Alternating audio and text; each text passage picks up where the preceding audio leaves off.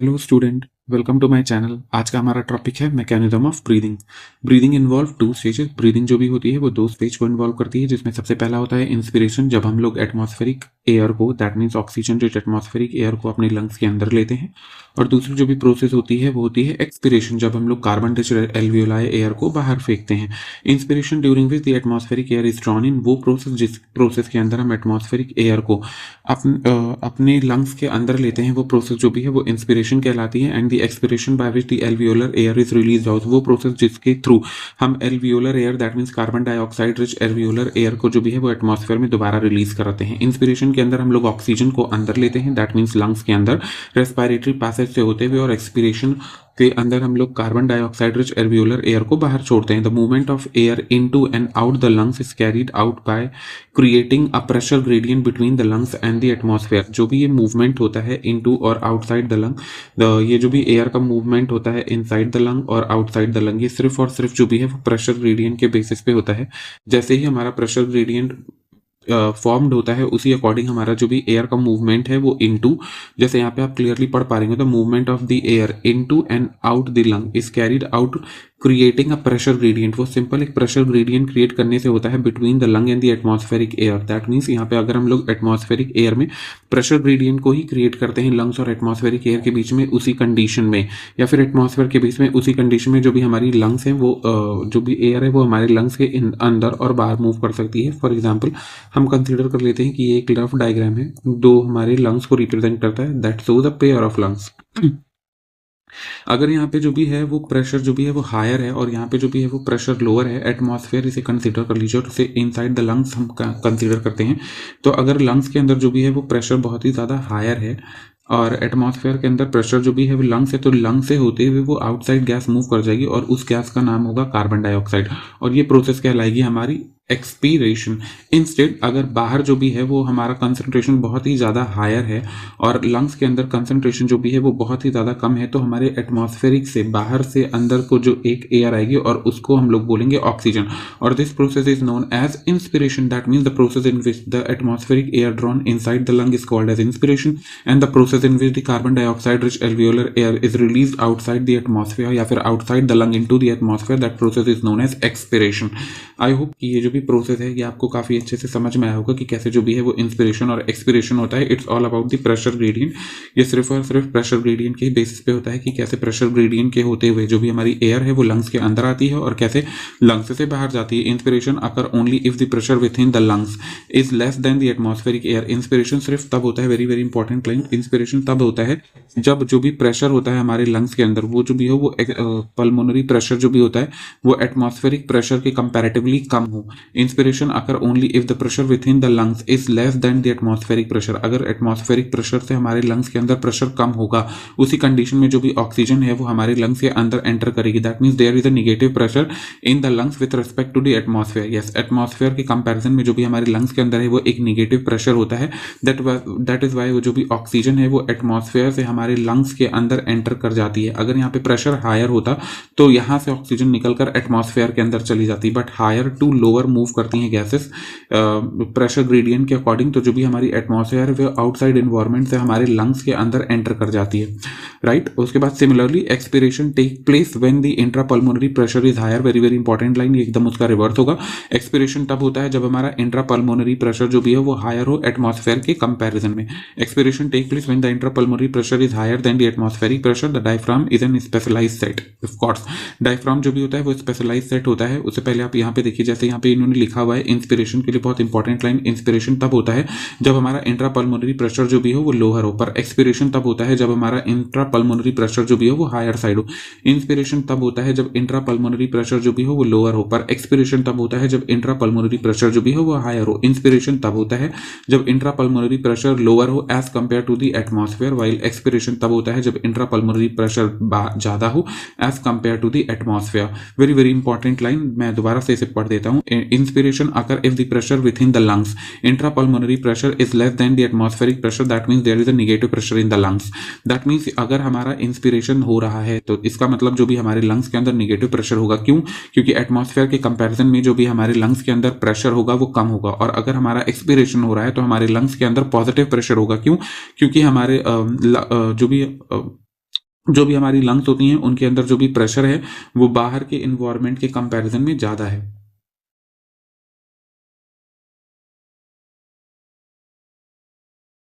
वो बाहर के इन्वायरमेंट के कंपैरिजन में ज़्यादा है। Similarly expiration take place when the intrapulmonary pressure is higher than the atmospheric pressure.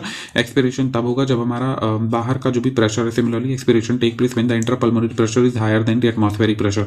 जब भी हमारे लंग्स का प्रेशर जो भी होगा वो पॉजिटिव होगा और हमारे लंग्स के अंदर जो भी है वो एक्स्ट्रा पल्मोनरी प्रेशर से ज़्यादा प्रेशर होगा, तब उस कंडीशन में जो भी हमारा है वो प्रोसेस कौन सी प्रोसेस कहलाएगी, वो एक्सपिरेशन कहलाएगी।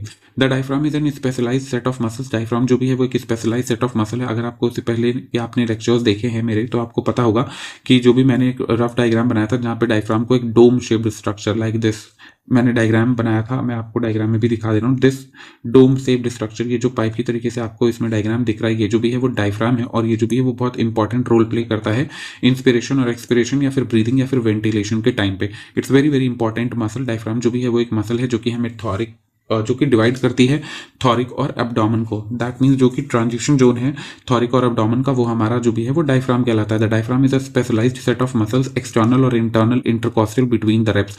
डायफ्राम जो भी है उसके पास जो भी है वो एक स्पेशलाइज्ड सेट ऑफ मसल्स होती हैं जो कि एक्सटर्नल और इंटरनल इंटरकॉस्टल मसल्स होती हैं जो रिब के बीच में पाई जाती हैं। Help in generating such gradient. ये जो भी मसल्स होती हैं वो हेल्प करती हैं इस तरीके के ग्रेडियंट को जनरेट करने के लिए। Very very important line. अगर हमने इससे पहले भी बोला है, इंस्पिरेशन तब होता है जब हमारा लंग्स के अंदर निगेटिव प्रेशर हो। दैट मीन्स लंग्स के अंदर ऑक्सीजन का प्रेशर कम हो और एटमॉस्फेयर में ज्यादा हो। इन सेम वे अगर हम एक्सपिरेशन तब होता है जब हमारे लंग्स के अंदर पॉजिटिव प्रेशर हो, कार्बन डाइऑक्साइड का प्रेशर हायर हो और एटमॉस्फेयर में कार्बन डाइऑक्साइड का प्रेशर लोअर हो। पर इस प्रेशर को जनरेट करने के लिए ये जो भी ग्रेडियंट है हमारा, इस ग्रेडियंट को जनरेट करने के लिए कौन सी मसल्स रिस्पॉन्सिबल होती हैं, वो डायफ्राम रिस्पॉन्सिबल होती है। वो भी स्पेशलाइज्ड सेट ऑफ मसल से बनी होती है जो कि रिब्स के बीच में प्रेजेंट होती है। एक तो होती है एक्सटर्नल इंटरकॉस्टल मसल्स और दूसरी जो भी होती है वो हमारी होती है इंटरनल इंटरकॉस्टल मसल्स। दो सेट ऑफ मसल्स होती हैं। सबसे पहली होती है एक्सटर्नल इंटरकॉस्टल मसल्स और दूसरी होती है हमारी internal intercostal muscles between the rib. Help in generating such इस तरीके के gradient, help in generating such gradient. ये जो भी ग्रेडियंट होता है वो क्यों जनरेट होता है, क्योंकि ये जो भी मसल्स होती हैं वो इसके बीच में मौजूद होती हैं। उसके बाद inspiration is initiated by the contraction of the diaphragm. Very very important line. Inspiration कैसे इनिशिएट होता है, क्योंकि हमारा डायफ्राम जो भी है वो कॉन्ट्रैक्ट होता है which increase the volume of the thoracic chamber. That means ये जो भी हमारा डोम शेप्ड डायफ्राम था अब वो समवॉट फ्लैट लाइक हो जाता है। सॉरी ऐसा नहीं होता है, वो जो भी डोम शेप्ड डायफ्राम था वो मोर ओवर फ्लैट लाइक इस तरह से हो जाता है, क्योंकि ये डोम शेप्ड था बट अभी ये जो भी है वो मोर और लेस फ्लैट लाइक मसल्स के फ्लैट लाइक स्ट्रक्चर में कन्वर्ट हो जाता है, जिसकी वजह से जो भी है वो हमारी वॉल्यूम इंक्रीज हो जाती है थॉरिक चैम्बर की। इंट्रापल्मोनरी वॉल्यूम इंक्रीज हो जाती है या फिर थॉरिक चैम्बर की इंक्रीज हो जाती है in the anterior posterior axis. Anterior posterior axis में जो भी वॉल्यूम है वो इंक्रीज हो जाती है। The contraction of the external intercostal muscles lift up the rib. जैसे ही एक्सटर्नल इंटरकॉस्टल मसल्स में कॉन्ट्रैक्शन होता है, contraction of the external intercostal muscles, external intercostal muscles के कॉन्ट्रैक्शन होने की वजह से जो भी रिब्स हैं वो लिफ्ट अप हो जाती हैं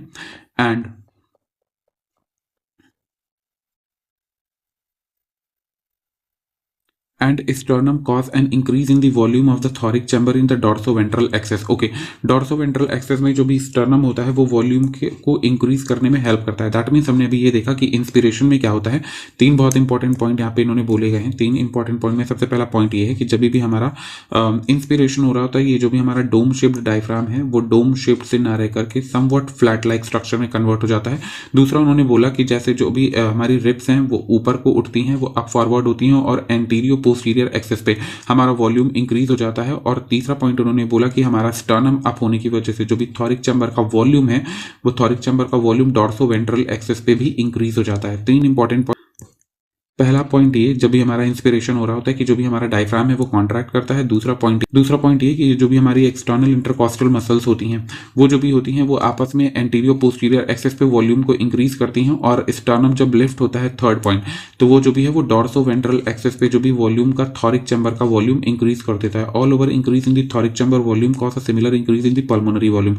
जैसे जैसे ओवरऑल इंक्रीज होता है उसी तरीके से जो भी है वो पल्मोनरी वॉल्यूम भी इंक्रीज हो जाता है। The overall increase in the thoracic volume, जैसे ओवरऑल इंक्रीज होता है थॉरिक वॉल्यूम का उसी तरह से हमारी पल्मोनरी वॉल्यूम भी इंक्रीज होती जाती है। Increase in the pulmonary volume decrease the intra pulmonary pressure, very very important line. जैसे ही हमारा वॉल्यूम इंक्रीज होता है, and increase in the pulmonary volume decrease the intra pulmonary pressure to less than the atmospheric pressure which force the air from outside to move inside the lung, that means inspiration. Exactly अभी हम लोगों ने ये देखा कि जो भी जैसे ही हमारा जो पल्मोनरी वॉल्यूम जो भी है वो डिक्रीज करता है, इंट्रा पल्मोनरी प्रेशर जो भी है वो इंक्रीज कर जाता है। दैट मीन्स वॉल्यूम जो भी होता है वो पल्मोनरी वॉल्यूम जो भी है वो प्रेशर के, आप ऑलरेडी जानते होंगे, वो प्रोपोर्शनल होता है।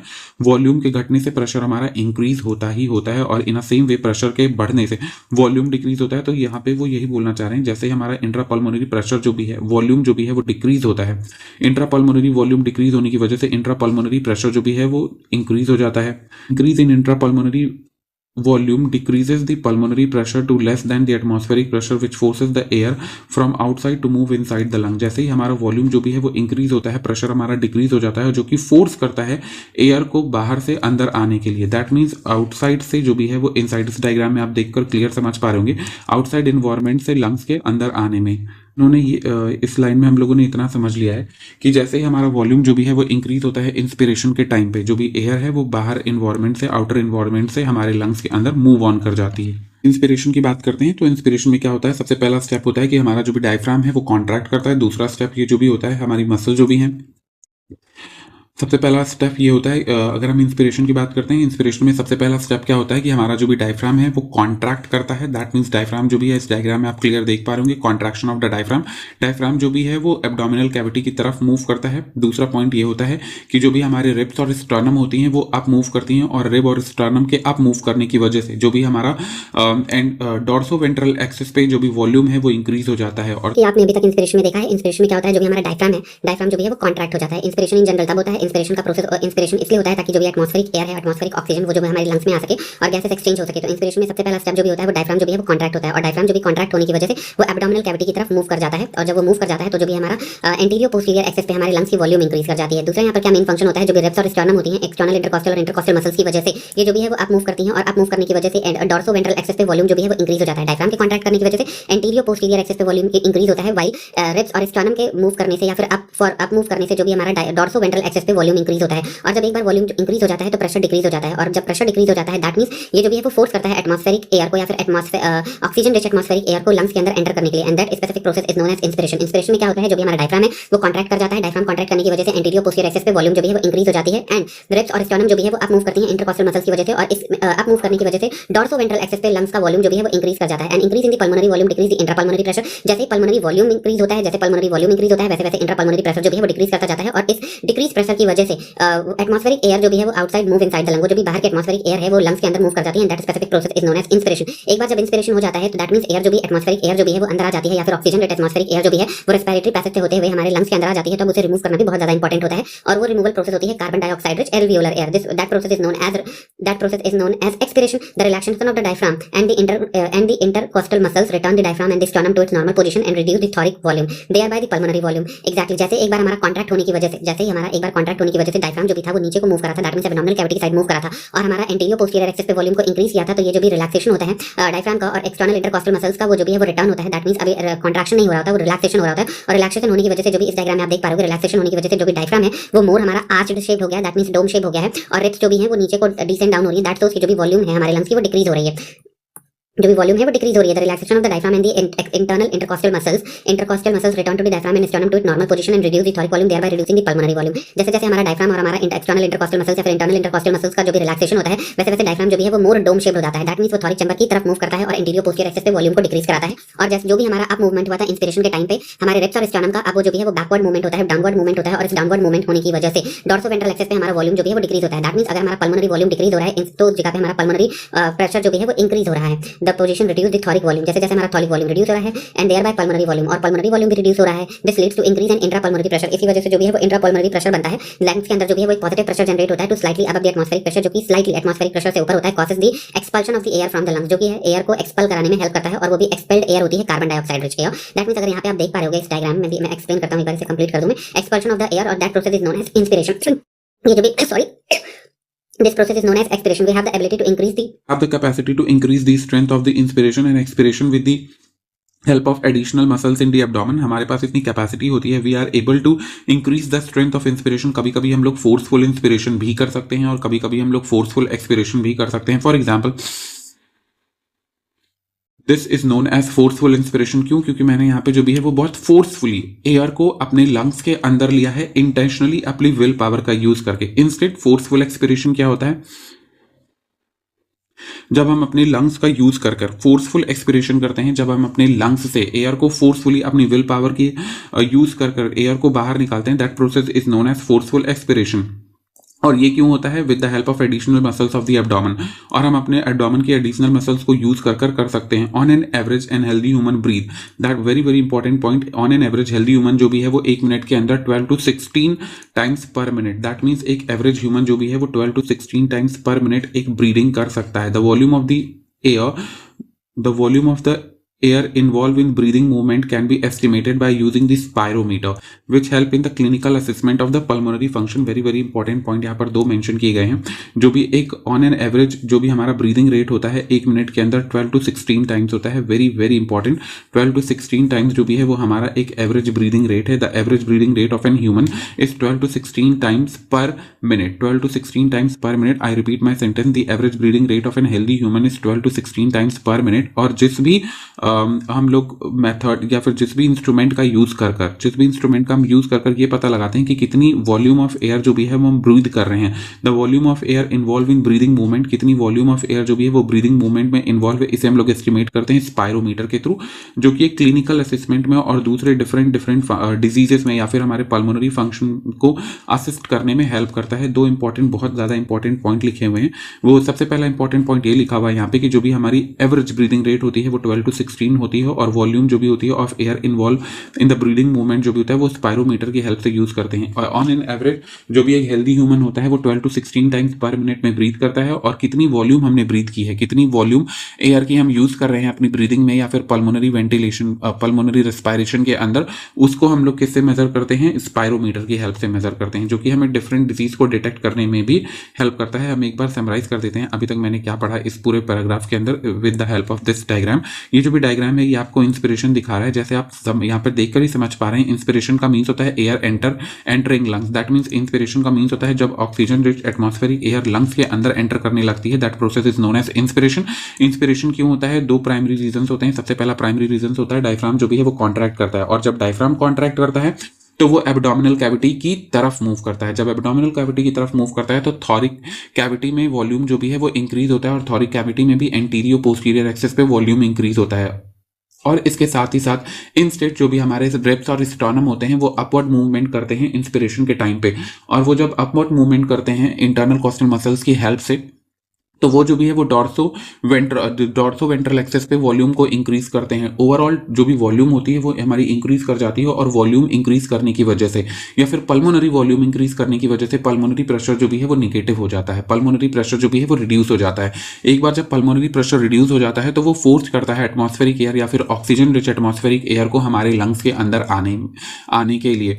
जब एक बार एटमॉस्फेरिक रिच या फिर ऑक्सीजन रिच एटमॉस्फेरिक एयर जो भी है वो हमारे लंग्स में एंटर कर जाती है, तो जो भी हमारा डायफ्राम और हमारे इंटरकॉस्टल मसल्स हैं रिब एंड स्टर्नम, वो जो भी है वो रिलैक्स करते हैं। दैट मींस डायफ्राम जो भी अभी कॉन्ट्रैक्ट हुआ था अब वो रिलैक्स करता है और वो फिर से अपना डोम शेप्ड स्ट्रक्चर को अटेन करता है। दैट मींस वो आर्च को अटेन करता है, और इस आर्च को अटेन करने की वजह से जो भी यहाँ पे उसका एंटीरियर पोस्टीरियर एक्सेस पे वॉल्यूम इंक्रीज हुआ था, अब इस प्रोसेस के अंदर जो भी वॉल्यूम है वो डिक्रीज हो जाता है। और साथ ही साथ जो हमारी रिब्स और स्टर्नम थे जो अपवर्ड मूवमेंट किए थे अब वो डाउनवर्ड मूवमेंट करते हैं और डॉर्सो वेंट्रल एक्सेस पे हमारे वॉल्यूम को रिड्यूस कर देते हैं, और ओवरऑल वॉल्यूम जो भी है वो रिड्यूस कर जाती है, या फिर पल्मोनरी वॉल्यूम जो भी है वो रिड्यूस कर जाती है। एक बार जब पल्मोनरी वॉल्यूम रिड्यूस कर जाती है तो हमारे लंग्स के अंदर जो भी है वो पॉजिटिव प्रेशर जनरेट होता है, और ये पॉजिटिव प्रेशर जो भी है वो carbon dioxide rich alveolar air को हमारे एटमॉस्फेयर में रिलीज करने में हेल्प करता है, क्योंकि ये जो भी हमारा प्रेशर होता है वो स्लाइटली एटमॉस्फेरिक प्रेशर से हायर होता है। That means this process source यहाँ पर इंस्पिरेशन हो रहा है। क्यों? क्योंकि हम लोग एटमॉस्फेरिक रिच या फिर एटमॉस्फेरिक एयर को लंग्स के अंदर ले रहे हैं, या फिर ऑक्सीजन रिच एटमॉस्फेरिक एयर को लंग्स के अंदर ले रहे हैं और कार्बन डाइऑक्साइड एल्वियोलर एयर को लंग्स के बाहर छोड़ रहे हैं। तो this both diagrams represented two different process. ये प्रोसेस जो भी है जिसमें आप एरोस देखकर ही समझ सकते हैं, ये जो भी एरो इनसाइड है दैट मीन्स हमारे यहाँ पर जो भी प्रेशर होगा वो निगेटिव होगा और जो भी एटमॉस्फेरिक प्रेशर होगा वो पॉजिटिव होगा। दैट इज वाई जो भी लंग्स के अंदर एयर आएगी और वो कौन सी एयर होगी, वो oxygen. In that process is known as inspiration. यहाँ पर जो भी आप देखकर समझ पा रहे हैं, जो भी एयर का मूवमेंट है, एरोस का डायरेक्शन आउटसाइड है, दैट मीन्स यहाँ पे लंग्स के अंदर जो भी प्रेशर है वो पॉजिटिव प्रेशर है और जो भी एयर यहाँ से बाहर को जा रही है that means from lungs to atmosphere जा रही है वो कार्बन डाइऑक्साइड है। तो these two different processes, this diagram represent the inspiration जहां पर वॉल्यूम इंक्रीज है, एयर अंदर आ रही है, and this process represent expiration जहां पर वॉल्यूम जो भी है वो रिड्यूस है। और किसका वॉल्यूम रिड्यूस है? लंग्स का वॉल्यूम रिड्यूस है। प्रेशर इंक्रीज है और यहाँ पर किसका प्रेशर डिक्रीज है? इंस्पिरेशन के टाइम पे। और ये प्रोसेस जो भी है वो एक्सपिरेशन को शो करती है। और एक बहुत इंपॉर्टेंट पॉइंट यहाँ पे मेंशन की गई है, ऑन एन एवरेज जो भी हेल्दी इंडिविजुअल होता है वो 1 मिनट के अंदर 6 to 12 टाइम्स रेस्पायरेशन करता है। और कितनी वॉल्यूम उसने रेस्पायर की है, कितनी वॉल्यूम ऑफ एयर को उसने इंस्पिरेशन के टाइम पे, एक्सपिरेशन के टाइम पे अप और डाउन मूव कराया है, उसको हम लोग मेजर करते हैं स्पायरोमीटर के थ्रू। ये जो भी है वो एक क्लिनिकल असेसमेंट में हेल्प करता है पल्मोनरी फंक्शन में और डिफरेंट डिजीज को डिटेक्ट करने में भी हेल्प करता है। अब चलिए हम इंस्पिरेशन और एक्सपिरेशन के कुछ एक्स्ट्रा पॉइंट्स को पढ़ लेते हैं। Inspiration is an active process, very very important. Inspiration जो भी है वो एनर्जी कंज्यूमिंग प्रोसेस है। वो प्रोसेस जहां पे हम एनर्जी लगाते हैं वो इंस्पिरेशन कहलाती है। क्यों? क्योंकि हम लोग फोर्स करते हैं एटमॉस्फेरिक एयर को लंग्स के अंदर मूव करने में, क्योंकि हमें निगेटिव प्रेशर को एक जनरेट करना होता है लंग्स के अंदर, सो दैट जो भी हमारी ऑक्सीजन रिच एटमॉस्फेरिक एयर है या फिर जो भी हमारी एटमॉस्फेरिक एयर है, ऑक्सीजन रिच एटमॉस्फेरिक एयर है, वो हमारे लंग्स के अंदर एंटर कर जाए। और ये जो भी प्रोसेस होती है वो 2 सेकंड का टाइम लगाती है। At the time of inspiration contraction of the diaphragm and external intercostal muscles take place. मैं ऑलरेडी कई बार आपको इस डायग्राम से समझा चुका हूं कि जब भी इंस्पिरेशन होता है तो जो भी हमारा कॉन्ट्रैक्शन होता है डायफ्राम का और एक्सटर्नल इंटरकॉस्टल मसल्स का, वेरी वेरी इंपॉर्टेंट पॉइंट, जब भी हमारा डायफ्राम का और एक्सटर्नल इंटरकॉस्टल्स का मसल्स होता है, sorry very very important point, जब भी हमारा कॉन्ट्रैक्शन होता है डायफ्राम का और एक्सटर्नल इंटरकॉस्टल मसल्स का, तो वो जो भी प्रोसेस होती है वो इंस्पिरेशन कहलाती है। अभी हम फिर से रिपीट कर देते हैं। इंस्पिरेशन जो भी होती है वो हमारी एक्टिव प्रोसेस होती है, ये 2 सेकंड का टाइम लगाती है। कॉन्ट्रैक्शन ऑफ डायफ्राम और एक्सटर्नल इंटरकॉस्टल मसल्स के होने की वजह से जो भी वॉल्यूम होता है वो लंग्स का इंक्रीज हो जाता है और पल्मोनरी प्रेशर जो भी है वो डिक्रीज हो जाता है, जो कि फोर्स करता है एयर को लंग्स के अंदर एंटर करने के लिए। उसके बाद डायफ्राम बिकम फ्लैट, डायफ्राम जो भी है वो फ्लैट हो जाता है and push toward the abdominal cavity. मैं ऑलरेडी आपको बोल चुका हूं, डायफ्राम जो भी है ये वाला डायफ्राम, दिस डायफ्राम जो भी है ये डायफ्राम फ्लैट हो जाता है और ये एब्डोमिनल कैविटी की तरफ मूव ऑन कर जाता है। स्टर्नम मूव अपवर्ड, यहाँ पर जो भी स्टर्नम था वो अपवर्ड को मूव कर रहा था, ये आप देख पा रहे हैं। स्टर्नम जो भी है जिसे हम लोग डायमंड बोन के नाम से जानते हैं, स्टर्नम जो भी है वो अपवर्ड मूव कर जाता है और एंटीरियो वेंटीरियर एक्सेस पे, दैट मीन्स एंटीरियो स्टर्नम जो भी है वो अपवर्ड मूव कर जाता है और आउटवर्ड मूव करता है, दैट मीन्स वेंट्रली ये जो भी है वो वॉल्यूम को इंक्रीज करता है। Rib move outward and ventral side, rib जो भी होती हैं वो आउटवर्ड मूव करती हैं, बाहर की तरफ निकलती हैं, और वेंट्रल साइड जो भी है वो हमारा सामने का हिस्सा होता है, दैट मीन्स चेस्ट का साइड होता है और हमारा चेस्ट जो भी है वो और फूल जाता है। Therefore result in the activity the volume of the thoracic activity is increase. इन सब के होने की वजह से, डायफ्राम के कॉन्ट्रैक्ट होने की वजह से जो कि हमारे एब्डोमेन में मूव कर जाता है, एंटीरियो पोस्टीरियर एक्सेस पे वॉल्यूम को बढ़ाता है और रिब्स के अपवर्ड मूवमेंट की वजह से या फिर फॉरवर्ड मूवमेंट भी हम लोग बोल सकते हैं की वजह से डॉर्सो वेंट्रल एक्सेस पे वॉल्यूम इंक्रीज होता है। इसकी वजह से वॉल्यूम हमारा पल्मोनरी वॉल्यूम इंक्रीज हो जाता है, पर पल्मोनरी प्रेशर जो भी है वो रिड्यूस हो जाता है, जो कि फोर्स करता है एयर को इनसाइड एंटर करने से। मैं ये ऑलरेडी कई बार आपको समझा चुका हूं। Due to which the pressure of the pleural fluid over the lung is decrease. इसकी वजह से जो भी प्रेशर होता है प्लूरल फ्लूइड के अंदर, अभी आप बताइएगा जो भी हमारी एक्सटर्नल प्लूरा होती है और जो भी हमारी इंटरनल प्लूरा होती है, इसका नेम क्या होता है और इसके अंदर जो भी फ्लूइड भरा होता है उसका फंक्शन क्या होता है। वेरी वेरी, मैंने ये इससे पहले वाली क्लासेस में और लेक्चर्स में ये चीज आपको ऑलरेडी समझा रखी है। एक बार जब हमारा वॉल्यूम इंक्रीज हो जाता है, जो भी हमारा प्लूरल फ्लूइड है उसकी प्रेशर जो भी है वो डिक्रीज हो जाती है, हेंस लंग्स जो भी हैं वो एक्सपैंड कर जाती हैं, लंग्स हमारी फैल जाती हैं। यहाँ पर आप देख पा रहे होंगे इस डायग्राम में, आप क्लियर समझ भी पा रहे होंगे, जो भी हमारी लंग्स हैं वो काफी ज्यादा एक्सपैंडेड है एज कंपेयर टू दिस, क्योंकि ये प्रोसेस जो भी है वो इंस्पिरेशन बताती है और इंस्पिरेशन सिर्फ तब होता है जब हमारा लंग एक्सपैंड हो और अंदर का प्रेशर जो भी है वो निगेटिव हो। As a result the air pressure in the lungs is decrease. इसकी वजह से जो भी हमारा एयर प्रेशर है लंग्स के अंदर डिक्रीज हो जाता है as compare to the atmospheric pressure. Air from the outside rushes via respiratory tract. And lungs are filled, that means air जो भी होती है वो रेस्पिरेटरी ट्रैक से होते हुए लंग्स में अंदर आकर के फिल हो जाती है। अभी आपको बताना है कि रेस्पिरेटरी ट्रैक कहाँ से स्टार्ट होता है और कहाँ पर जाकर खत्म हो जाता है। इससे पहले वाले लेक्चर में, इससे पहले वाले क्लास में मैंने आपको समझा रखा है। और एक वेरी इंपॉर्टेंट क्वेश्चन, कहाँ पर C shaped incomplete cartilaginous rings जो भी होती हैं, जो कि डॉर्सली इनकम्प्लीट होती हैं, एब्सेंट होती हैं। ये 3-4 क्वेश्चन है जो आपको बताने हैं। That means external pleura comment section में ये आपको प्लीज बताना है कि आप जितना भी कमेंट सेक्शन में आंसर करेंगे, इससे ये पता चलता है कि आप कितना ज्यादा कंसिस्टेंट हैं अपनी पढ़ाई को लेकर। मैंने 4 क्वेश्चन पूछे हैं। सबसे पहला ये क्वेश्चन पूछा है, एक्सटर्नल प्लूरा का नाम क्या है, इंटरनल प्लूरा का नाम क्या है, इसके बीच में जो भी फ्लूइड भरा होता है एक्सटर्नल प्लूरा और इंटरनल प्लूरा का, उस फ्लूइड का नाम क्या है, हमारा रेस्पिरेटरी ट्रैक कहाँ से स्टार्ट होता है और कहाँ पर एंड हो जाता है, और incomplete C shaped cartilaginous rings जो कि डॉर्सली इनकम्प्लीट होती हैं कहाँ पर एब्सेंट होती हैं। टोटल 5 क्वेश्चन है और इसका आंसर आपको कमेंट सेक्शन में करना है। अब हम एक्सपायरेशन की बात करते हैं। Normal expiration is an passive process. अगर हम लोग नॉर्मल एक्सपायरेशन कर रहे हैं, फोर्सफुल एक्सपायरेशन नहीं कर रहे हैं, तो ये एक पैसिव प्रोसेस है, ये एनर्जी कंज्यूमिंग प्रोसेस नहीं है। इंस्टेड इंस्पिरेशन जो भी थी वो एक एक्टिव प्रोसेस थी, अगर आपको याद हो। जस्ट अभी मैंने आपको पढ़ाया है और वो जो भी है वो 2 सेकंड्स का टाइम लगा रही थी, ये जो है 3 सेकंड का टाइम लगाएगी। इन दिस प्रोसेस जो contraction in any muscle does not take place. इस प्रोसेस के अंदर जो भी है किसी भी मसल के अंदर, डायफ्राम के अंदर या फिर इंटरकॉस्टल मसल्स के अंदर कॉन्ट्रैक्शन नहीं होता है, रिलैक्सेशन होता है। जो भी डायफ्राम हमारे कॉन्ट्रैक्ट हुए होते हैं और एक्सटर्नल इंटरकॉस्टल मसल्स जो भी कॉन्ट्रैक्ट हुई होती हैं, अब वो जो भी अपने ओरिजिनल प्लेस पर आते हैं। During the process relaxation of the diaphragm and external intercostal muscles take place. इस प्रोसेस के अंदर जो भी है वो डायफ्राम का रिलैक्सेशन, दिस में देखिए जो भी डायफ्राम है वो अब रिलैक्स्ड हुआ है और ये ऊपर को मूव कर रहा है, थॉरिक चैम्बर में मूव कर रहा है, और एक्सटर्नल इंटरकॉस्टल मसल्स भी रिलैक्स हुई हैं क्योंकि कॉन्ट्रैक्ट होने की वजह से ये अपवर्ड मूवमेंट था, और अब ये जो भी है वो अंदर का मूवमेंट है। दैट मीन्स जो भी हमारी एक्सटर्नल इंटरकॉस्टल मसल्स हैं वो भी रिलैक्स हुई हैं, और रिलैक्स होने की वजह से एक्सटर्नल इंटरकॉस्टल मसल्स में हमारा डॉर्सोवेंट्रल वॉल्यूम डिक्रीज हो रहा है। और डायफ्राम की कॉन्ट्रैक्ट होने की, रिलैक्स होने की वजह से जो भी हमारा एंटीरियो पोस्टीरियर वॉल्यूम है वो डिक्रीज हो रहा है। Muscles take place due to relaxation diaphragm and sternum. Rib attain their normal position. Relaxation होने की वजह से जो भी डायफ्राम होता है और रिब्स होते हैं वो अपने नॉर्मल पोजीशन को अटेन कर लेते हैं due to which the volume of the thoracic cavity, और इसकी वजह से जो भी वॉल्यूम होती है थॉरिक कैविटी की वो डिक्रीज कर जाती है, और इसी की वजह से जो भी हमारी पल्मोनरी वॉल्यूम होती है वो भी डिक्रीज कर जाती है, और पल्मोनरी वॉल्यूम डिक्रीज होने की वजह से पल्मोनरी प्रेशर इंक्रीज हो जाता है which is slightly higher than as compare to the atmospheric pressure, और ड्यू टू विच जो भी हमारी carbon dioxide rich alveolar air होती है वो लंग्स से मूव आउट करके रेस्पिरेटरी पैसेज से होते हुए वो एटमॉस्फेयर में चली जाती है। एक बार इसे रीड कर लेते हैं। यहाँ पे क्या लिखा हुआ है, due to which the volume of the thoracic cavity is decrease. इन सब के होने की वजह से, रिलैक्सेशन होने की वजह से, कॉन्ट्रैक्शन होने की वजह से तो वॉल्यूम इंक्रीज हुई थी, बट रिलैक्सेशन होने की वजह से जो भी हमारा वॉल्यूम है वो डिक्रीज हो जाता है, और इसकी वजह से जो भी हमारा थॉरिक केज का थॉरिक केज के अंदर जो प्रेशर होता है वो इंक्रीज हो जाता है। दस air from lungs go outside through respiratory tract. जो भी एयर होती है वो हमारी लंग्स से मूव करके रेस्पिरेटरी ट्रैक के अंदर मूव इन कर जाती है। Normal breathing is also called as abdominal breathing. Normal breathing जो भी हम लोग नॉर्मल ब्रीथ करते हैं वो हमारी एब्डोमिनल ब्रीदिंग के नाम से भी जानी जाती है।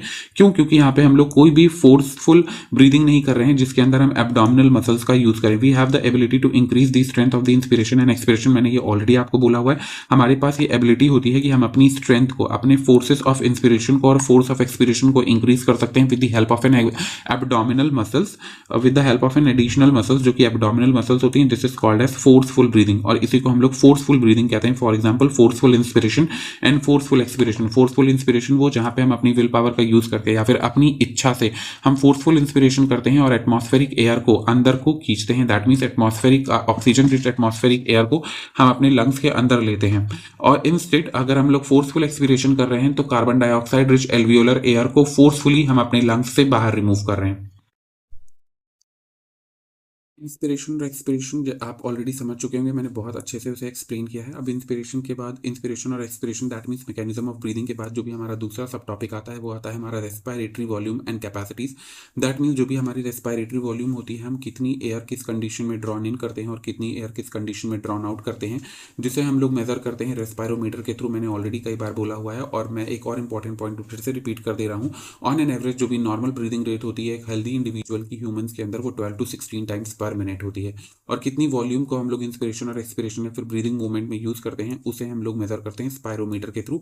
तो वही वो जो भी वॉल्यूम हम लोग यूज कर रहे थे इंस्पिरेशन कर रहे थे और जो भी वॉल्यूम्स का यूज करके हम एक्सपिरेशन कर रहे थे, वो जो भी वॉल्यूम है उसको मेजर करने के लिए उसको उसको हम लोग क्या कितनी वॉल्यूम्स को यूज करते हैं उसे हम लोग मेजर करते हैं स्पायरोमीटर के हेल्प से। पर उस वॉल्यूम को हम क्या बोलते हैं, या फिर उस स्पेसिफिक वॉल्यूम या फिर कितनी वॉल्यूम होती है या फिर कितनी कैपेसिटीज होती है, ये हमारा आता है रेस्पिरेटरी वॉल्यूम एंड कैपेसिटीज के अंदर। जिसमें सबसे पहला जो भी होता है हमारा टाइडल वॉल्यूम होता है, जिसे हम लोग शॉर्ट फॉर्म टीवी के नाम से जानते हैं। The volume of air inspired और expired during a normal respiration.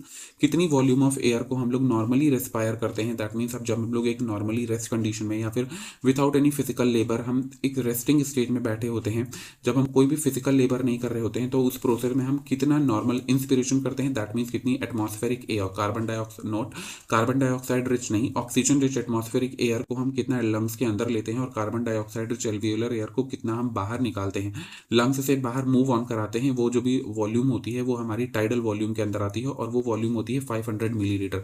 That means जो भी 500 मिलीलीटर होती है वो टाइडल वॉल्यूम के अंदर आती है। That means the healthy individual can respire और एक्सपायर अप्रॉक्सीमेटली 6000 to 8000 पर मिलीलीटर ऑफ प्योर पर मिलीलीटर ऑफ एयर पर मिनट। दैट मीन्स एक हेल्दी इंडिविजुअल जो भी है वो 6000 से लेकर के 8000 मिलीलीटर ऑफ एयर पर मिनट जो भी है वो रेस्पायर कर देता है, क्योंकि टाइडल वॉल्यूम जो भी है वो हमारी 500 मिलीलीटर होती है। टाइडल वॉल्यूम क्या होता है, जब एक हेल्दी इंडिविजुअल एक रेस्टिंग स्टेज में होता है, जब हम कोई भी फिजिकल लेबर नहीं कर रहे होते हैं, उस कंडीशन में कितनी वॉल्यूम ऑफ एयर जो भी है वो लोग नॉर्मली इंस्पायर करते हैं या फिर एक्सपायर करते हैं, वो जो भी एयर है वो हमारा टाइडल वॉल्यूम के अंदर आता है और वो होती है हमारी 500 मिलीलीटर। इसका सिंपल सा मतलब यह है कि एक हेल्दी इंडिविजुअल जो भी है वो एक मिनट में 6 to 12 टाइम ब्रीथ कर रहा था, तो इस 500 को उससे सिंपल सा मल्टीप्लाई कर दो तो जो भी हमारा आंसर आता है वो हमारा 6000 से लेकर के 8000 पर मिनट का होता है। उसके बाद इंस्पायरेटरी रिजर्व वॉल्यूम होता है। इंस्पायरेटरी रिजर्व वॉल्यूम का मीन्स होता है जब भी हम लोग फोर्सफुल इंस्पिरेशन करके एयर को अंदर लेते हैं टाइडल वॉल्यूम को छोड़कर।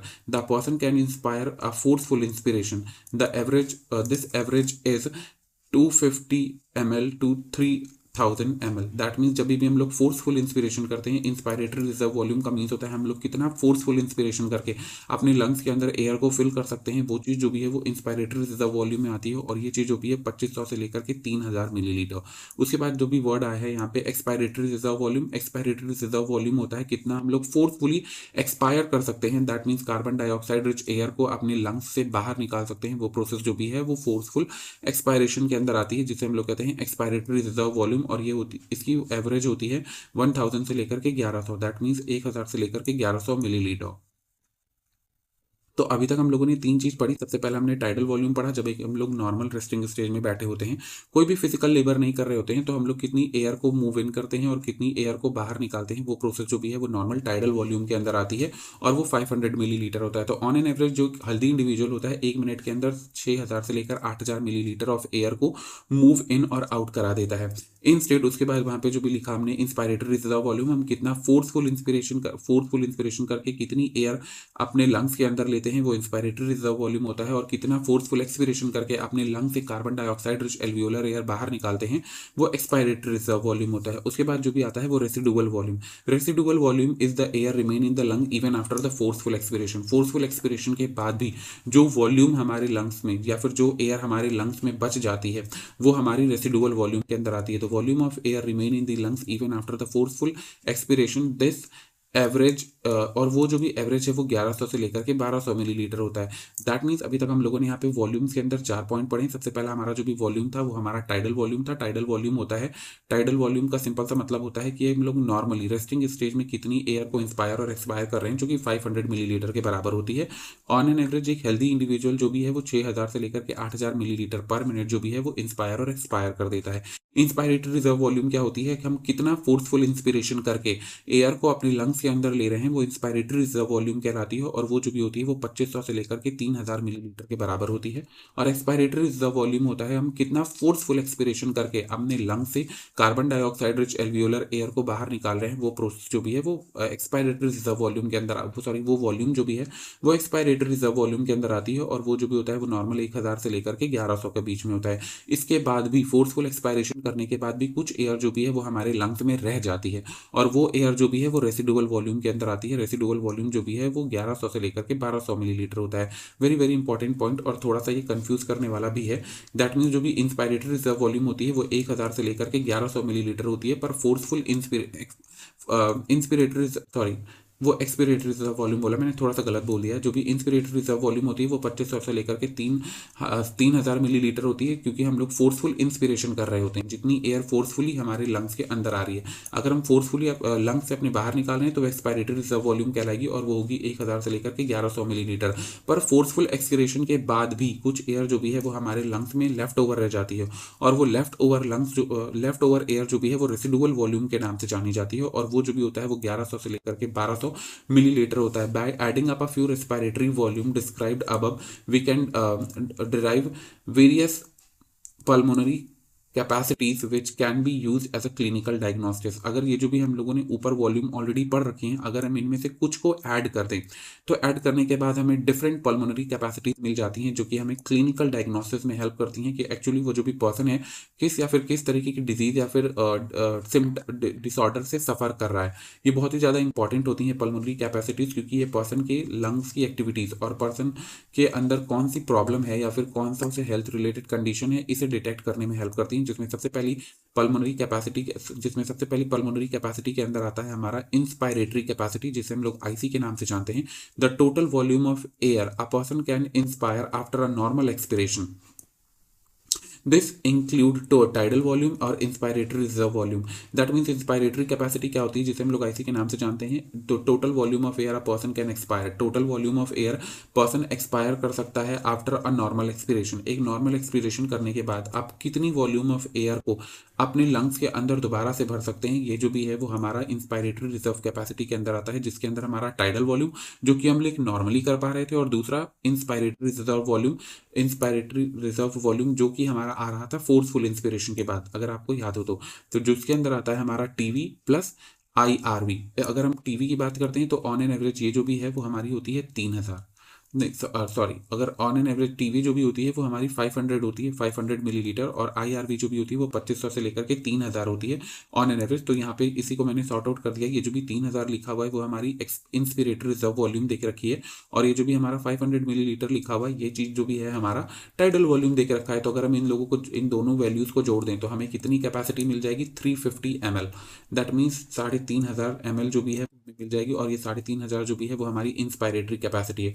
और इंस्पायरेटरी कैपेसिटी को कैसे डिफाइन करते हैं, एक नॉर्मल एक्सपायरेशन के बाद कितनी एयर हमारे लंग्स के अंदर आ सकती है या फिर कितनी एयर जो भी है वो हमारे लंग्स को फिल कर सकती है, वो इंस्पायरेटरी रिजर्व कैपेसिटी के अंदर आता है, जिसके अंदर टाइडल वॉल्यूम साथ ही साथ इंस्पायरेटरी रिजर्व वॉल्यूम भी आता है। टाइडल वॉल्यूम क्या होता है, नॉर्मल इंस्पिरेशन और एक्सपिरेशन के टाइम पे हमारी एयर जो भी अप और डाउन मूव करती है, और इंस्पायरेटरी रिजर्व वॉल्यूम हम फोर्सफुली अपने लंग्स को कितना भर सकते हैं। In a same way expiratory reserve capacity क्या होती है, जिसे हम लोग EC के नाम से जानते हैं, the total volume of air a person can expire after a normal inspiration. अगर एक पर्सन ने नॉर्मल इंस्पिरेशन किया है, दैट मीन्स नॉर्मल इंस्पिरेशन का मीन्स होता है वो उसकी टाइडल वॉल्यूम ही हम कंसीडर करेंगे, वो ना ही इंस्पायरेटरी रिजर्व वॉल्यूम हम उसे कंसीडर नहीं कर रहे हैं। कितनी वॉल्यूम ऑफ एयर एक पर्सन एक्सपायर कर सकता है नॉर्मल इंस्पिरेशन के बाद, वो जो भी है उसका एक्सपायरेटरी रिजर्व कैपेसिटी कहलाता है, और this include the tidal volume plus expiratory reserve capacity. That means ये चीज़ जो भी है वो टाइडल वॉल्यूम को इंक्लूड करती है प्लस एक्सपायरेटरी रिजर्व कैपेसिटी को इंक्लूड करती है। अगर आप इसे देखकर समझ पा रहे होंगे, इंस्पायरेटरी रिजर्व कैपेसिटी में क्या होता है, वो टाइडल वॉल्यूम को इंक्लूड करता है, साथ ही साथ इंस्पायरेटरी रिजर्व कैपेसिटी को इंक्लूड करता है। क्यों? क्योंकि इसका मतलब होता है एक नॉर्मल एक्सपायरेशन के बाद हमारी लंग्स के अंदर टोटल कितनी एयर आ जाएगी। इन अ सेम वे एक नॉर्मल इंस्पिरेशन के बाद हमारा लंग्स जो भी है वो कितनी एयर बाहर को एक्सपेल कर सकता है, ये जो भी है वो हमारा एक्सपायरेटरी कैपेसिटी के अंदर आता है, जिसके अंदर जो भी चीज़ आती है वो टाइडल वॉल्यूम आती है और एक्सपायरेटरी रिजर्व वॉल्यूम आती है। तो टाइडल वॉल्यूम जो भी होती है वो 500 अप्रॉक्स बराबर होती है, और हमारी एक्सपायरेटरी रिजर्व वॉल्यूम जो भी होती है वो 1100 से लेकर के 1200 के आसपास होती है। तो यहाँ पे टोटल जोड़ने पर जो भी वैल्यू आती है वो हमारी आती है 1700। यहाँ पे थोड़ी सी कैलकुलेशन मिस्टेक्स हो गई है, मुझे लग रहा है मे बी ये वैल्यू कुछ गलत आ रही है, इस पे ध्यान मत दीजिए। वो टोटल इन एन अप्रॉक्स जो भी होती है वो 22 से लेकर के 2000 के बीच में ही होती है, क्योंकि वो यहाँ पे थोड़ी सी गलती हो गई, वो 1700 के आसपास होगी। उसके बाद functional residual capacity, what is called as functional residual capacity, the volume of air that can that will remain in the lungs after a normal expiration। एक normal expiration के बाद भी कितनी volume of air जो भी है वो एक lungs के अंदर रह जा रही है, वो जो भी चीज क्या कहलाती है, वो कहलाती है हमारी functional residual capacity। functional residual capacity can be defined as the volume of air that will remain in the lungs after a normal expiration। that means एक normal expiration करने के बाद भी हमारी कितनी volume of air जो भी है वो lungs के अंदर भरी रह रही है, वो हमारी functional residual कैपेसिटी के नाम से जानी जाएगी, क्योंकि वही एयर जो भी है वो फाइनली एक्सचेंजेस में हेल्प करती है। और ये इंक्लूड करता है हमारा expiratory reserve volume plus residual volume, क्योंकि रेसिडुअल वॉल्यूम वो वॉल्यूम थी जो फोर्सफुल एक्सपिरेशन के बाद भी हमारे लंग्स के अंदर प्रेजेंट थी, और वो उसकी वैल्यू होती थी हमारी 1100 से लेकर के 1200 मिलीलीटर।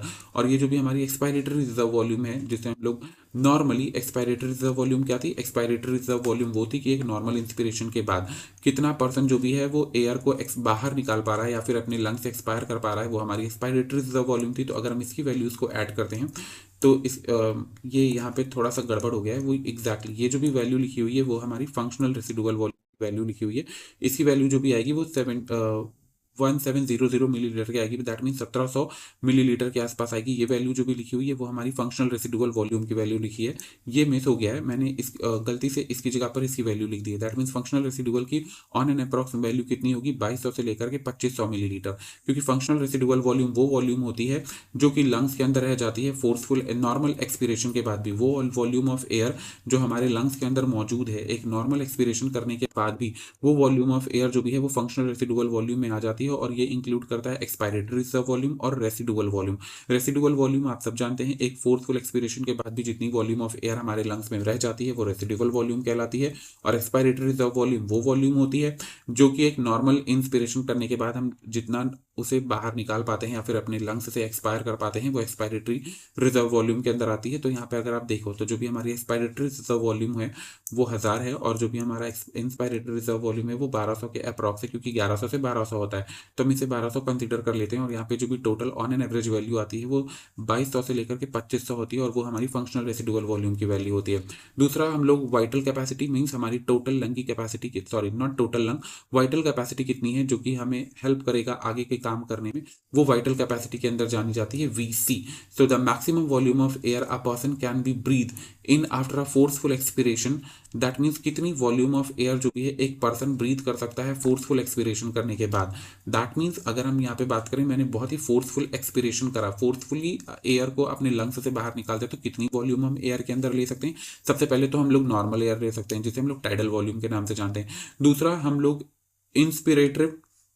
इंस्पिरेटरी रिजर्व वॉल्यूम ले सकते हैं जो कि फोर्सफुल इंस्पिरेशन के अंदर आती है। और तीसरा जो भी होता है वो हम लोग एक्सपायरेटरी रिजर्व वॉल्यूम लेते हैं जो कि हम लोगों ने फोर्सफुली अपने लंग्स से बाहर निकाल दिया। तो दैट मीन्स हम 3 टाइप की एयर्स को अपने लंग्स के अंदर ले सकते हैं। और the maximum volume of the air a person can breathe out after a forceful inspiration, या फिर उतनी मैक्सिमम वॉल्यूम ऑफ एयर जो कि फोर्सफुल इंस्पिरेशन के बाद एक पर्सन ब्रीथ कर देता है। तो दैट मीन्स वाइटल कैपेसिटी वो कैपेसिटी होती है जब एक पर्सन फोर्सफुल इंस्पायर करने के बाद कितनी वॉल्यूम उसके के अंदर रह जाती है। तो अगर हम लोग फोर्सफुल एक्सपायर कर रहे हैं तो ये आप ऑलरेडी पता होगा कि फोर्सफुल एक्सपिरेशन जो भी है वो एक्सपायरेटरी रिजर्व वॉल्यूम के अंदर जाता है। और फोर्सफुल एक्सपिरेशन जब एक्सपायरेटरी रिजर्व वॉल्यूम के अंदर जाता है तो उस एक्सपायरेटरी रिजर्व वॉल्यूम को भी भर सकते हैं हम अपने लंग्स के अंदर। दूसरा हम टीवी कर सकते हैं जो कि एक नॉर्मल इंस्पिरेशन और एक्सपिरेशन की बात करता है। और दूसरा इंस्पायरेटरी रिजर्व वॉल्यूम कर सकते हैं। क्यों इंस्पायरेटरी रिजर्व वॉल्यूम? क्योंकि हम लोग फोर्सफुली एयर को भी एयर को अपने लंग्स के अंदर भर सकते हैं या फिर उसे मूव इन करा सकते हैं। तो इसकी क्या वैल्यू आती है? सबसे पहला जो भी होता है एक्सपायरेटरी रिजर्व वॉल्यूम 3000। दूसरा जो भी हमारा टीवी होता है, एक जो भी इंस्पायरेटरी रिजर्व वॉल्यूम होता है वो हमारा होता है 1000 से 1100, तो मैंने इसे 1000 कंसीडर किया है।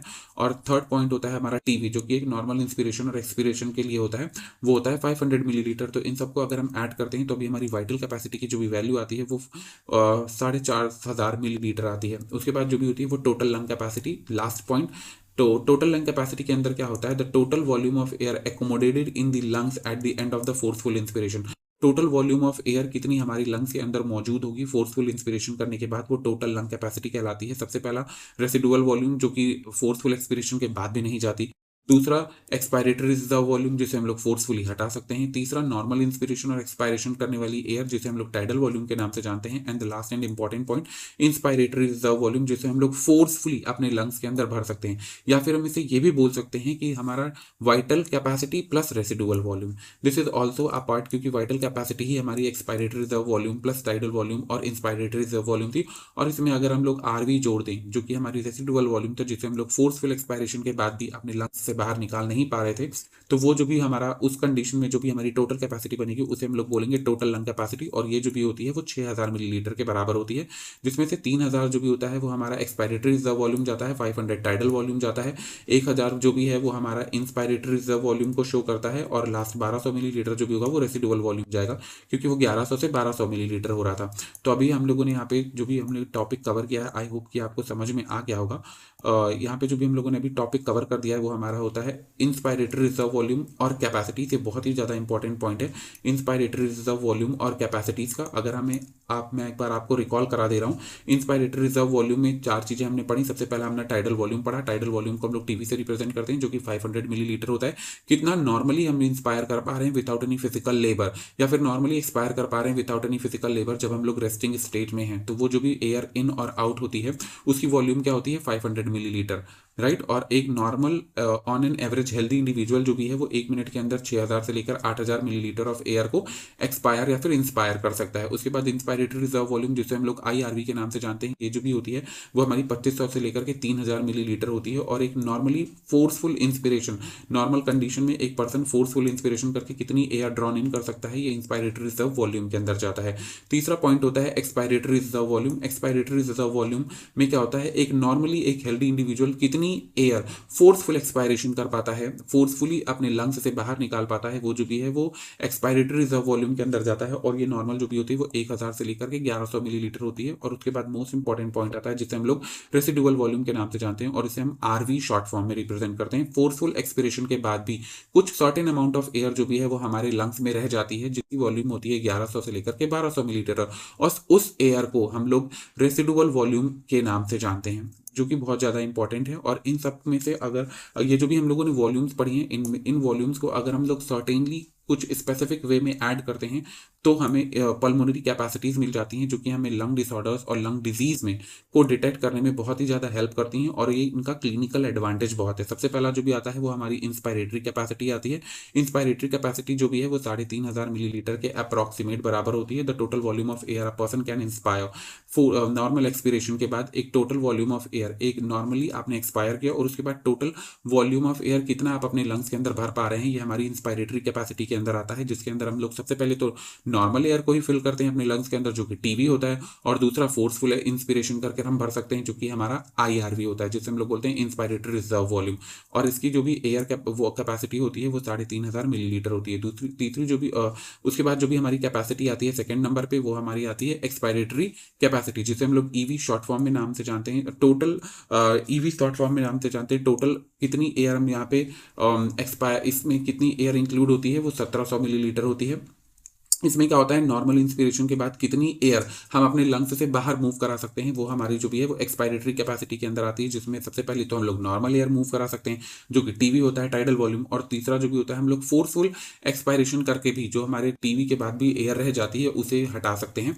टीवी के बाद भी एयर जो भी रह जाती है उसे हम लोग फोर्सफुल एक्सपायरेशन करके हटा सकते हैं, और उसे हम लोग बोलते हैं एक्सपायरेटरी रिजर्व वॉल्यूम। इंस्टेड उसके बाद भी कुछ एयर रह जाती है, और उस एयर का क्या नाम है और उसकी क्या वॉल्यूम होती है, ये आपको कमेंट सेक्शन में लिख कर डालना है।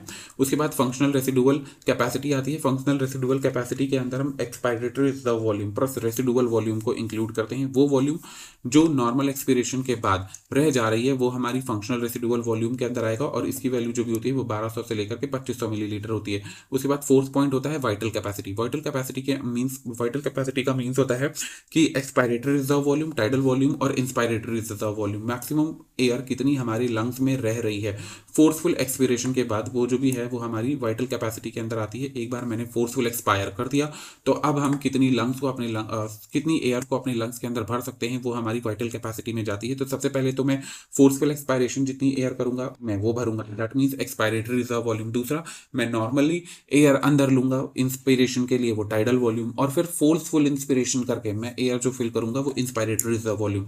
तो इसकी वैल्यू जो भी होती है वो 4,500 मिलीलीटर होती है ये हमारे लंग्स के अंदर। और तीसरी आती है हमारे लंग्स की टोटल कैपेसिटी कितनी है, जिसे हम लोग बोलते हैं हमारा vital capacity plus residual volume, या फिर इसे हम लोग ये भी बोल सकते हैं कि tidal volume plus inspiratory reserve volume plus expiratory reserve volume plus residual volume, और इसकी वैल्यू होती है total 6,000 millilitre on an approx. Very very important point. I hope कि ये आपको समझ में आ गया होगा। Like my classes, please like my videos, subscribe my channel and share it with your friends. Thank you.